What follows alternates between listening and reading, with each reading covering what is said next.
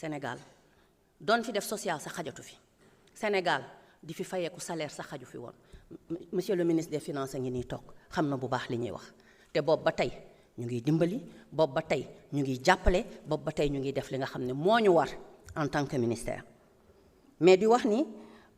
RNU boobu bu paree du yàgg balaa weer at bi di jeex dinañ ko livrer dinañu tàmbaliwaat bourse de sécurité familiale yi. Maintenant il y a un problème il y a un souci gis ngeen ko ci budget bi LFI bi 35 milliards moo ci nekk alors que normalement ci ñeenti trimestre yi war nañ koo romb ñu ngi am ay pexe yu ñuy seet ñu ngi waxtaan ak ministre bi ñu ngi waxtaan ak premier ministre ñu ngi xool pexe pour que suñ ko mënee defaraat ci LFI ci LFR ñu xam ni danañ ko jot dinañu fexe ba mu nekk ca la mu nekkoon man nag bëggoon naa mu yokk ndax man dama proposé woon plus waaye li mën a nekk mooy nekk parce que nag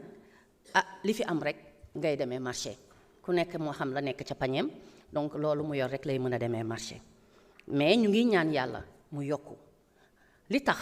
parce que ñun ñoo xam fi dëkk bi mettee ñun ñiy dem ci dëkk yi di dem ci gox-goxaati di def le tour du Sénégal j'ai fait plus de 10 000 kilomètres en 1 an kon xam naa fi metti ci Sénégal day metti nga koy xalaat waaye doo ci am pexe fi nga war a yam rek ngay yam looloo tax ba nii laa mën a waxee waaye di ñaan yàlla nag mu may ñu ba xëy na réew mi gën a naat bu naatee ak yeneen système de protection sociale yi nga xamante ne ñun fas yéene nañ koo indi dina tax ba képp ku ko yeyoo ci réew mi ñu jox ko ko. dégg naa léegi sama sœur Awa Seck honorable député Awa Seck di wax ci handicapé yi di wax ni ñoom systématiquement dañ leen ko war a jox ànd naa ceeg yow waaye nag comme dañoo nekk ci réew moo xamante ni réewum kii la naka lañ koy waxee réew moo xam ne ñëpp ñoo bokk chance ñëpp ñoo tolloo dañuy muy équité ci équité du ñu nekkoon nañ jox rek ñi bàyyi ñee parce que am na ñoo xam ne xëy na handicapé wuñu waaye sonn nañu lool xëy na ba raw sax ñi handicapé bu loolu weesoo ñu ñëw nag léegi ci li nga xamante ne mooy PNBSF bi PNBSF bi lan moo ko waraloon dañu ne ñun Sénégal politique familiale lan lañ ci bëgg parce que am réew soo ko bëggee naatal am réew soo ko bëggee téye ba ña dëkk ca réew ba xam ne am nañu fu ñu bokk waaye ña dëkk ca réew ma xam ne kat ndeke yëg nañ leen dangay fexe ba ku nekk am ci la mu ca war a am moo tax ñu ne ñun dañoo bëggoon jël lépp jaarale ko ci famille bi la famille pour le rôle central qu'elle joue la famille comme première institution mais la famille comme le premier sanctuaire ndax nag ci famille lay jógee di génn waaye lépp ca famille ba lay mujjaat kon rôle famille dafa am solo c'est un rôle incontournable mais ci biir famille ñu gis ne suñu bëggee mu am épanouissement parce que loolu la ñu bëgg réew moo xam ne réewum naataange lay doon réew moo xam ne famille ba ca boppam ku ci nekk di nga yëg sa bopp ne yow mii kat am nga foo bokk kon li ñu ci doon xalaat njëkk mooy ne nañu fexe ba protéger xale yi nañu fexe ba protéger jigéen ñi jàppale leen surtout nag pour une autonomisation économique durable qui est une des premières instructions du président de la République mais une famille boo xam ne ña ca am way laago dinañ leen toppatoo famille boo xam ne ña ca néew doole mais surtout nag ñi nga xam ne ñooñu féetee mag un clin d'œil au doyen Alla Kane à qui je rends un vibrant hommage parce que wax na dëgg dañoo war a féetale sunu mag ñi nga xam ne ñooñu féetee mag ñu féetale leen fi nga xam ne dañ leen war a privilégié ndax lan mag dafa jar a bàyyi ci réew Wolof Njaay moo ko wax waaye mag mu mel nii rawatina donc c'est l'occasion vous me le permettrez Madame la Présidente de rendre hommage à ce grand monsieur ndax waxtu bii mënoon na ko fekk feneen waaye mi ngi taxaw tey jii di wax ci mbir yi ba léegi nii mi ngi wax li nga xamante ni moo jëm ci liy développé Sénégal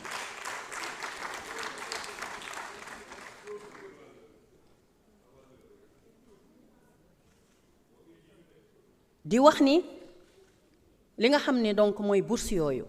ak lépp lu jëm ci protection sociale d'abord la DGPSN mi nga xamante ni moo ko yore daf ci liggéey bu mucc ayib ma ciy jaajëfal sama càmmiñ Matar Sène pour liñ ko fi seedeel yépp mais surtout pour taxawaay bi nga xamante ni am na ko ci liggéey bi muy liggéey boo xamante ni d'abord mooy fexe ba jàppale famille bi parce que lépp nag ci famille bi la ba tey ku ci nekk la mu yellool nga jox ko ko te foog naa ne mi ngi ciy def lu am solo en dehors des bourses de sécurité familiale y a le programme yokku koom-koom bi nga xamante ni tamit looloo ko tax a jóg parce que dañu jàpp ne nit ki soo ko jàppalee juróomi at xanaa boo ko dee dimbali bu yeggee ci benn étape war naa mënal boppam wala boog ñu jàppale ko ci activité génératrice de revenu muy fanweeri junni yoo xam ne dañ leen koy jox ci programme yokku koom-koom boobu encore une fois pour jàppale leen ci mais li ma doon wax ci disparité yi rek ba tey autant ci bourse familiale yi autant ci programme yokku koom-koom boobu nekk na ay jafe-jafe yu bari yoo xamante ni am nañ ko ci parce que xëy na ñaka yellooloon dëgg am na ñu ko ci doon jot moom ko waaye am na ñoo xamante ni mënoon nañ koo jox ñeneen ñoo xam ne ñoo leen tane donc DGPSN di ci liggéey bu mucc ayib mais toujours ci protection sociale foog naa ni mën nañ ci jàll yàlla CNCSU ñoom ñi nga xamante ni ci wàllu couverture sanitaire universelle dañu ne ñoom it ni ñuy taxawoo njaboot gi ni ñuy taxawoo njaboot bi ci li nga xamante ni mooy protection jëm ci ñi néew doole d'abord xale yi nga xam ne ñu ngi doog a juddu 0 ba 5 ans jigéen ñi nga xam ne ñu ngi wasin yenn saay ci conditions yu metti muy li nga xamante ni mooy par césarienne waaye aussi mu amoon fi plan boo xamante ni ñu ngi ci doon liggéey mu nekkoon plan bu am solo daan jàppale wax dëgg yàlla population yi di le plan Sésame mais di wax rek ni fii ñu toll ni actuellement malade yi nga xam ne dañoo am insuffisance rénale ñu leen di woowee les dialysés CNCSU mi ngi liggéey ak ñoom liggéey bu am solo di leen jàppale c'est l'occasion aussi de féliciter d'encourager mon frère Séga Gueye mi nga xamante ni moo ko jiite ñooñu nga xamante ni am nañu dialysé ba léegi nii matalaguñ leen malgré tous les efforts qui sont faits ñu ngi leen di jàppale des milliers de personnes mais si je vous dis que ba léegi nii am nañu liste d'attente boo xamante ne nii presque 2000 personnes ñu ngi ci di xaar xam ngeen ni loolu metti na loolu nekk na loo xam ne xëy na un jour dina saafaraw mais en attendant ñi xam dialyse mooy lan ñi xam lan la dialyse di jariñ doomu aadama ñi ko mënula bénéficier naka la ñuy def loolu tam nekk na li nga xamante ni soo leen gisee ma leen di wax jafe-jafe yi en même temps c'est surtout pour que ngeen xam ne damay defaale plaidoyer pour ngeen xam ne koppar yi ñu dénk ministère bi doyul waaye comme li ma ko waxee liñ fi fekk bariwul donc dañuy jéem a débrouiller ak moom mais ministère bi nekk na ministère bi nga xam ne moom la ñu waroon gënoon a doter en ressources financières parce que li muy gérer les inégalités li muy corriger les disparités yenn saa yi mu nekk ci conditions yoo xamante ni dafay jafe ndax foog naa ni li nekk équité sociale équité territoriale ci ministère bi lañ ko dénk mais di wax ni rek li nga xamante ni mooy la CNCSU dénk nañ leen aussi li nga xam ne moo jëm ci assurance maladie assurance boobu dañ koo bëgg systématiser pour tous les Sénégalais en attendant ñu ngi ciy dem par pàcc gis ngeen mutuelles yi am na ku ko tudd fii léegi le problème des mutuelles doon ci jouer rôle bu am solo waaye dem ba ca biir mu am ay rëq-rëq ndax bor yu doy waar amoon na ci waaye tamit manière bi ñu ko doon defee mooy ci gouvernance bi amoon na lu baree bari lu ci sooxee ba indi une situation boo xamante ne naqari woon naa saafara waaye loolu terewul ba léegi nii ñun ñu ngi ci dynamique bu fexe ba luy assurance fii ci Sénégal nekk une réalité et je crois que yàggul ñu ngi doon def atelier boo xamante ni dañ doon lancer li nga xamante ni mooy stratégie bi jëm ci adhésion systématique ci ñi nga xamante ni ñoom la ñuy wax le secteur informel bien que namm nañ leen ko tuddee waaye foog naa ni kenn gënu leen a formaliser ndax ñoom buñ ci duggoon tey jii ils représentent presque 70% donc de la population au Sénégal ci li jëm ci mbirum koom ci mbirum liggéey foog naa ne dina am solo parce que ñoom mooy ñi nga xam ne bu ñu feebaree duñu am fu ñu dem dañuy génnee seen bopp xaalis fay donc loolu mën naa nekk une solution pour ñoom mais yamuñu foofu dañu bëgg a dem ba yegg ci étape boo xam ne képp kuy sénégalais boo feebaree da ngay am benn ci registre national unique bi la ñuy jaar mais da ngay am benn numéro boo xamante ni boo fa demee dinañ la mën a faj te foog naa ni carte yi commencé nañu génn.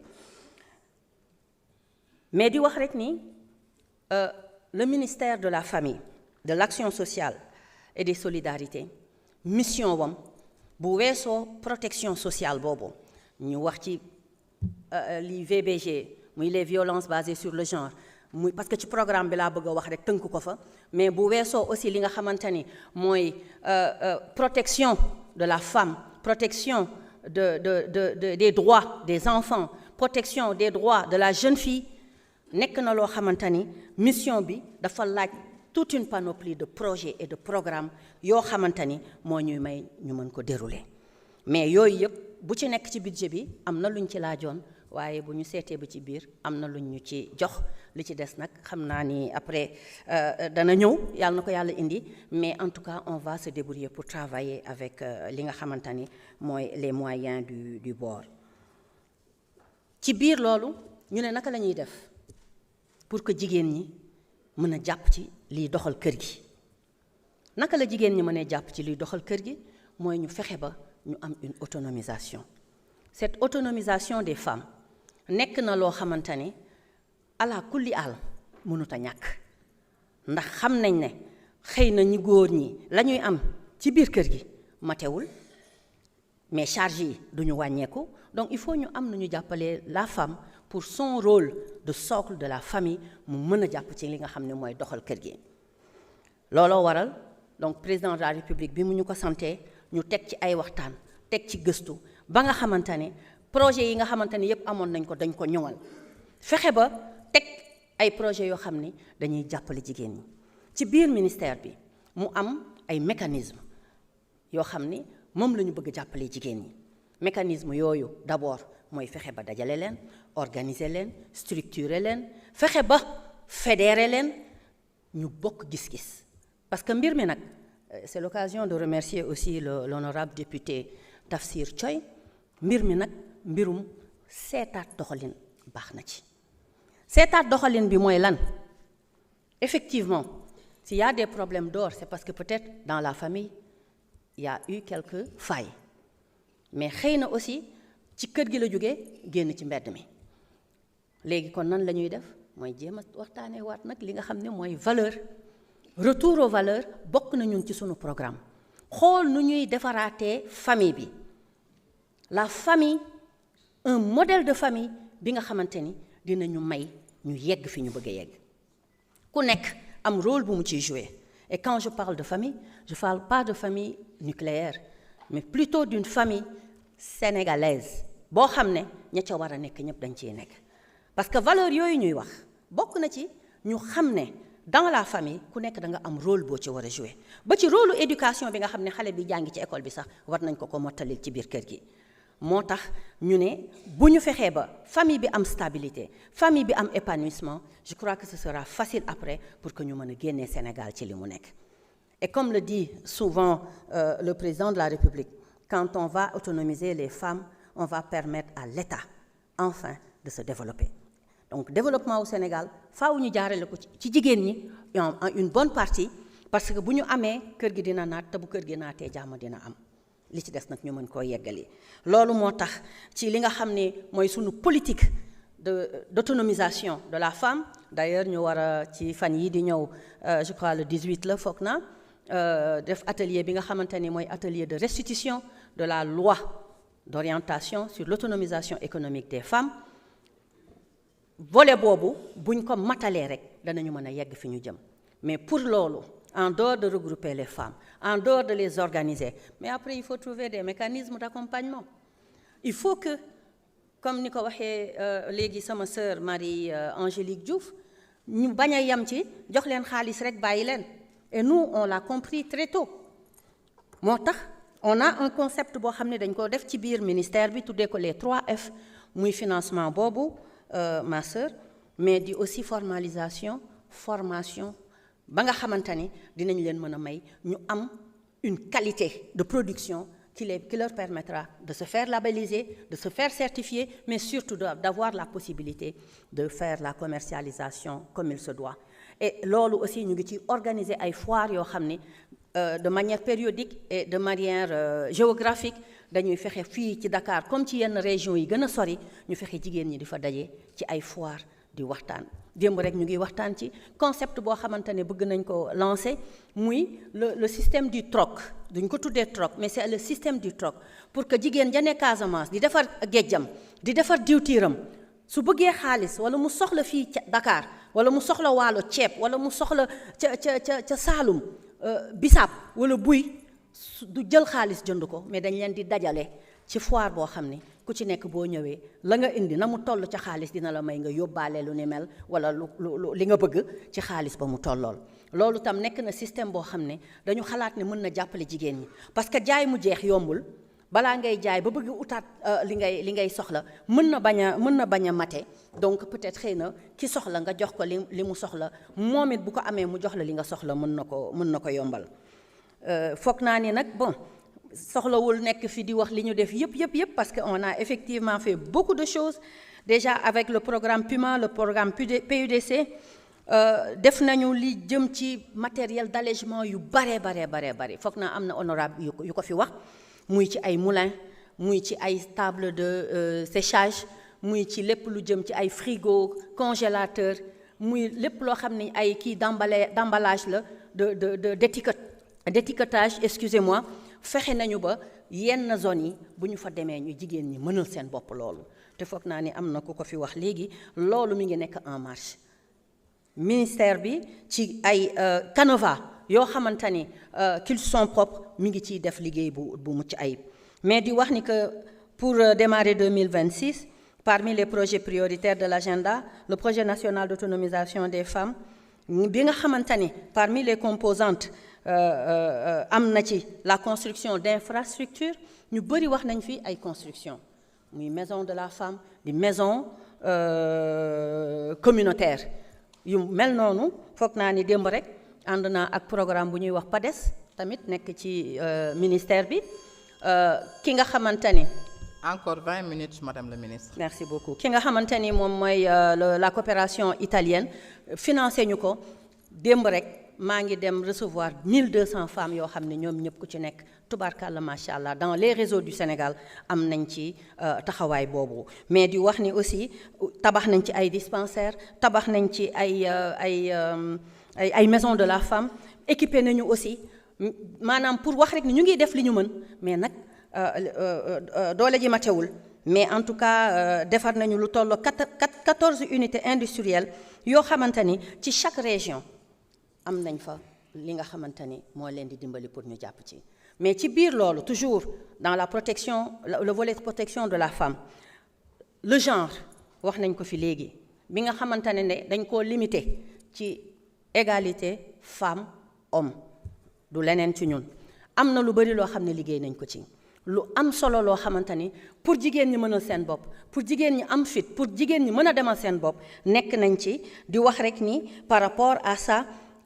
am nañu ay centres d'accueil dans les régions pas toutes les régions comme je le dis suñu yéene nag mooy couvrir région yëpp mais y a des régions yoo xam ni am nañ fa ay centres d'accueil yoo xam ni pour jigéen ñi nekk victime ci loolu ñu jàppale leen ci donc fan yii rek laa ci ubbi ñeent yoo xam ne diggante Kaffrine Fatick Dakar ak Kaolack nekk na ay centres yoo xamante ni li ñu bëgg mooy di ko dupliquer ci régions yi comme 20 minutes moo ma dese damay jéem wax ci équité pour la diaspora muy loo xam ne lancé nañ ko une stratégie nationale de l'équité bi nga xamante ni dañoo jël benn consultant jox ko liggéey bi pour mu mottali ko incha allah bu jotee dinañ jot les résultats xam naa ni livrable yi du yàgg mais objectif bi ñu ci am mooy def cartographie bi nga xamante ni lépp luy situation d'inégalité d'inéquité ñu am ko et là ça nous permettra de mieux appréhender de voir que lii moo dox ci zone bi lii moo war a dox ci zone bi parce que toujours j'aime le répéter équité ne veut pas dire li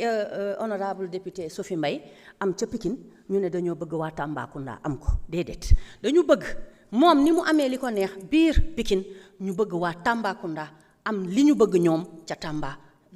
ci ca waxtu bi ñu ko soxlaa donc foofu mooy kenn ëppalewul kenn mais ñëpp mënuñoo yem amandoo la même chose di wax ni aussi toujours dans la diaspora, ça c'est au bonheur donc de mes frères de la diaspora, le DG Séga Gueye de la CNCSU va effectuer une mission dans la diaspora pour l'enrôlement de leur famille. Loolu tam baax na ndax picc nga ca kaw xel maa nga ca suuf ñu ngi ci biti waaye seen njaboot gi lépp lu war ci ñoom ñoo koy def donc loolu am na solo. Li jëm ci protection la loi d'orientation de la protection sociale, les personnes vivant en handicap avec un handicap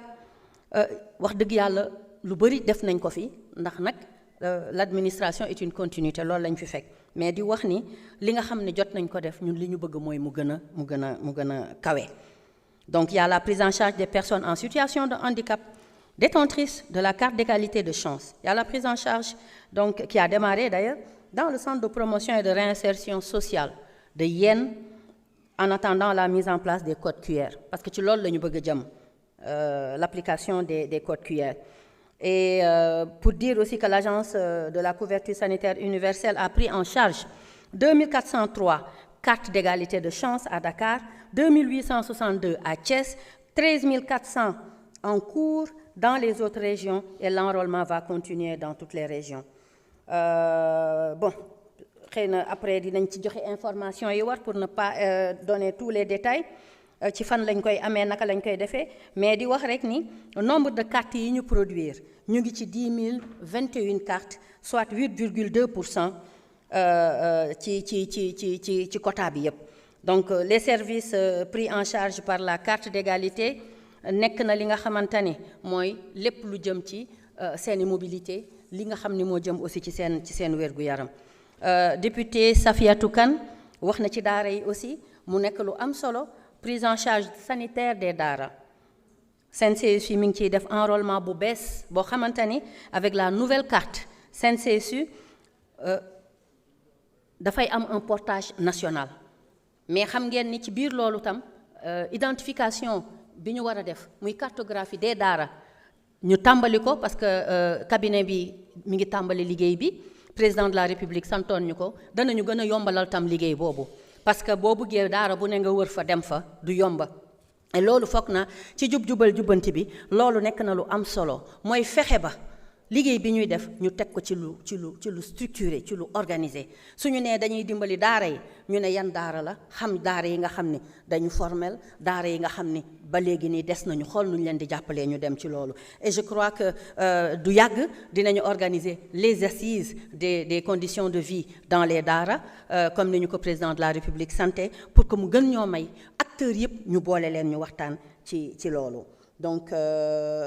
pour loolu aussi voilà daara yu bari jël nañ leen ci 25 000 talibés de ndongo daara sont en cours d'enrôlement à Touba loolu fu am na ko tudd léegi daara yi ci Touba foog naa ni loolu xëy na dina ci am soulagement mais dire aussi que 3596 sont déjà enrôlés à Diourbel de manière effective kon pour dire que félicitations monsieur le directeur général il y a un travail qui est en train de se faire 4400 ndongo daara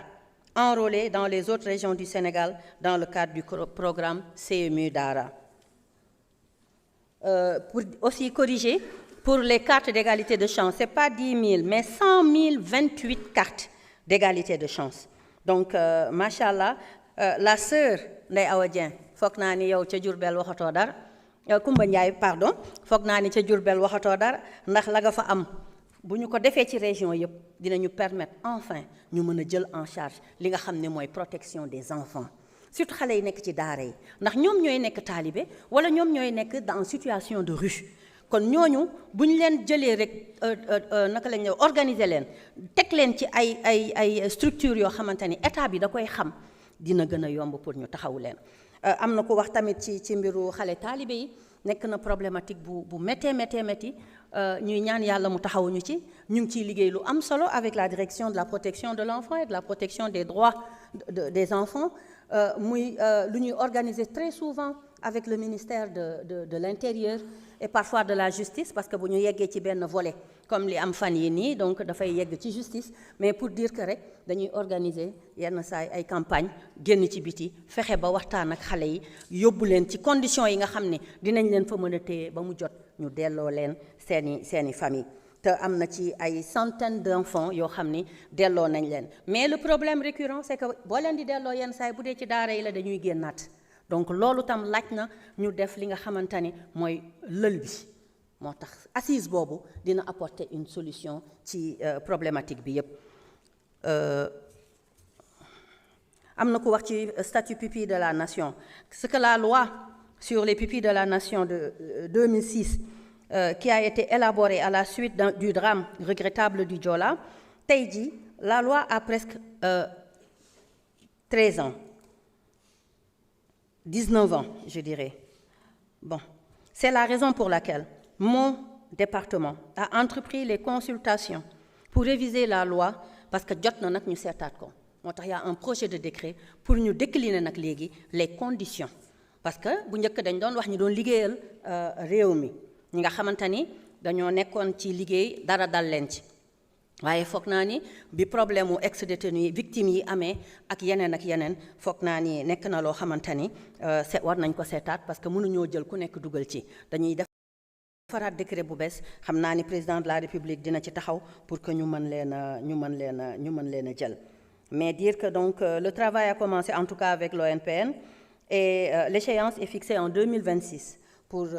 déposer le projet de loi sur la table donc du secrétaire général du gouvernement léegi nii maa ngi wax ci ay victimes foog naa mën naa dugg ci sujet bi nga xam ne peut-être ñu bëri moo leen gën a intéressé aussi balaa temps bi di jeex muy le problème donc d'assistance aux ex-détenus dégg naa ci lu bari discussion yi animé na mais je pense que wax dëgg yàlla man foogoon naa tey kenn du ko fi posé sincèrement parler parce que foog naa ni lu waroon lëndam leer na li leerul woon wax nañ ko kon ku bëgg dégg di nga dégg li am solo mooy ex-détenu yooyu ñëpp xam nañ ne ay sénégalais lañu kon am nañu sañ-sañ dimbali leen su fekkente ne ñu ngi ci ay situation li ma wax barki démb la foog na dafa leer mooy ñun en tant que ministère de la solidarité nous pouvons aider tout Sénégalais en situation de précarité ou en situation de vulnérabilité mais ex-détenus yooyu du ñu ay Sénégalais c'est des Sénégalais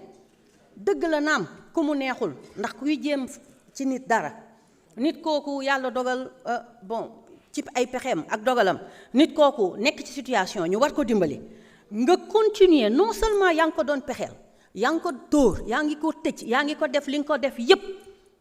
yàlla sunu borom ñii dee nañu waaye ñii dund nañu nga ne ñu dund nañu dee loolu mënul nekk on est le ministère de tout un peuple on est là pour tous les Sénégalais te nag en tant que maman de tous les Sénégalais mënuma leen a seetaan te loolu waxoon naa ko maa ngi koy répété waat li ñu defal ex-détenu yi ñi feebar foog naa ni wax naa ko dimanche ku déglu samay kàddu dama ni li déclenché sax ministère bi tàmbali c'est parce que ñi feebaroon ba sonn la ku amul yërmande ci koo xamante ne mi ngi ci diggante dund ak dee wala bal nekk ci tànkam wala bëtam pat wala ñu dagg loxoom defuñu ko sa mbokk waaye bu ñu ko defee sa mbokk doo ko wax te loolu nag nekk na loo xamante ni bu fekkente ne suba Cour des comptes day ñëw maa ngi koy xaar parce que je pense que li ñu def dañoo def li ñu war par souci d'équité mooy li ma doon wax léegi équité mooy ki nga xam ne lu ne lu mu soxla ñu fekk ko fa jox ko ki feebar ñu jox la këyit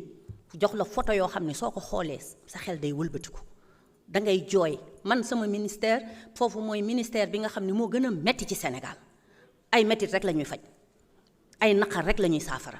kon loolu foog naa ni du woon sujet bu ñu war a indiwaat fii parce que bu dee pour éclaircissement foog naa def naa ko maintenant su dee dañu war a joxewaat encore ay clarification ñu ngi déglu rek on est dans toutes les dispositions. Je pense que am na question écrite sax bu ma ci jotoon est-ce que du sama frère Mbaye am na benn courrier bu ma yónnee woon question écrite mais li ma ciy wax rek mooy ma lay jaajëfal yow tama di la seedeel sa témoignage bi nga ma defal Kisumu laa la xamee mais ci Kisumu laa la découvrir te xam naa ni nit ku baax nga ndax keroog nekk nañ ci jafe-jafe yu metti xam ngeen boobu nekkuñu woon ci pouvoir bi ci opposition bi la ñu nekkoon donc ñun amuñu woon moyen ñoo doon fayal sunu bopp ñëpp yóbbu nañu seeni maire nag mais ba ñu demee ndeysaan mu am situation yu metti yu ñu fa dund il a dit nañ ma njëkk a toppatoo ba pare balaa ñuy toppatoo kenn loolu baax na ma seedeel ko donc merci beaucoup mais pour wax rek ni concernant les 5 milliards le premier décaissement a été effectué en décembre 2024 alors je peux bon temps bi mayuñu ko mën nañ leen ko jox ces détails peut-être par courrier mais 2024 décembre la ñu commencé jot les décaissements je crois que bu njëkk bi 500 millions la woon après 800 millions au niveau du fonds de solidarité sunu càmmeñ bay di ñaa yore ko liggéey ci moom it liggéey bu mucc ayib ñu wëlbatiku joxewaat encore benn 250 millions fan yii nii je crois qu'il y a une semaine la ñu jotaat encore benn 250 moo tax ma ni ci portefeuille boobu 1 milliard 800 millions lañ ci jot te loolu ñu ci wax noonu la demee mais nag ñu ngi ñaan enveloppe bi ñu gën a déployer mën ñoo permettre ñu def ci li ci war parce que fa mu war a dem nag dina fa dem parce que ñi ko soxla yeyoo ko démb gis ngeen leen ñii di soox ñii di ram yaa naa qu'on a même amené à l'étranger parce que seen bakkan xajoon na ci donc amuñu choix te loolu dafa am coût te ministère bi antanu ko mais dans la ligne aide et secours kon nag doomi Sénégal la ñu yeyoon dañ ko ñu jox leen ko leneen li mooy bi ñu demee ba xam ne nag moyens yi ñëw na c'est en décembre qu'on a commencé à donner le montant de l'assistance aux ex-détenus yi nga xamante ni mooy 500000 yooyu dégg astaghfirullah 500000 voilà 500000 yi li ci des nag muy ñi nga xam ne dañu leen waroon jox 10 millions boobu ñun sax xeeb nañ ko ndax ñun ñoo gis famille yi ñi dee li ñuy dund ñun ñoo ko gis barki démb yaa le vieux Diabaté nga xam ne doomam Jibi Diabaté dafa dee beneen doomam Youssou Diabaté actuellement nekk ci diggante dund ak dee biñ ko joxee 10 millions dafa ne yenn ngeen ma yal na leen yàlla fay ndax man doo nga fi nekk di yëkkati sama doom di ko tëral te awma doole je suis à la retraite li ngeen ma joxoon 9 millions yi jënd naa ci benn xaaju kër lu ndaw loo xam ne am naa ci ñaari nekk fa laa nekk ak sama njaboot su ngeen ko deful woon dina metti dafa mu dëkk la mu ruqe ak sori moo tax mu mën koo am kon loolu matul dara 1 million bi nag maa ngi ciy continuer di faj sama doom kooku la muy fajee doomam bu jeexee lan la ñuy wax donc assistance bi ñuy def lu jaadu la yéen nag la ñu yaakaar pour ngeen fexe defal ñu plaidoyer jàppale ñu ci pour que ministre des finances ak li nga xamante ni mooy gouvernement wu Sénégal yu yokk ko parce que ñu bari dañoo feebar ci réew mi Sénégal ci boppam moo feebar le Sénégal est malade ñépp a sonn ñi ñu ko yaakaarewul sax ñoo gën a sonn kon nag ndimbalante ak jàppalante yërmande dafa am solo ci doomu aadama. Merci beaucoup madame la ministre. waaw merci beaucoup. maa ngi leen di gërëm di leen jaajëfal bu baax.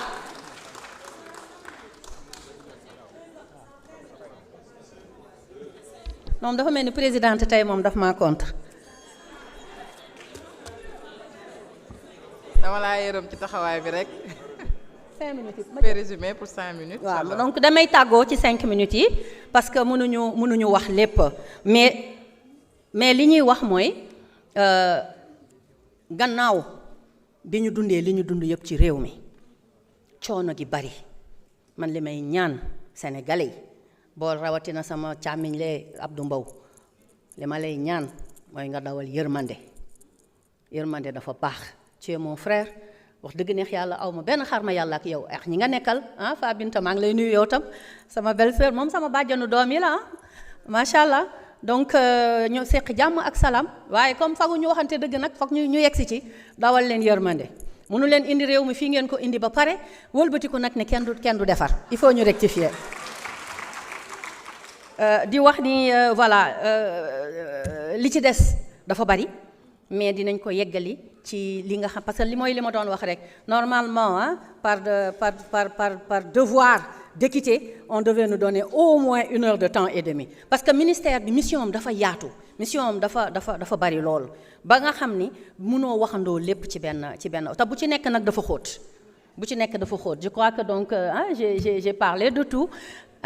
bu amee lu ma war a peut-être revenir at ñu fàttali ma ko macha allah kon nag alhamdulilahi rabbil alamin maa ngi leen di féliciter di leen jaajëfal di leen wax ni c'est ensemble que nous allons construire notre pays ce Sénégal là yéen a koy doxal teg ñu ci yoon ñu wan leen naka la ñu war a def ñu ngi leen di jaajëfal bu baax a baax di wax ni César ñu bëri gërëm nañ ko Mariam Soda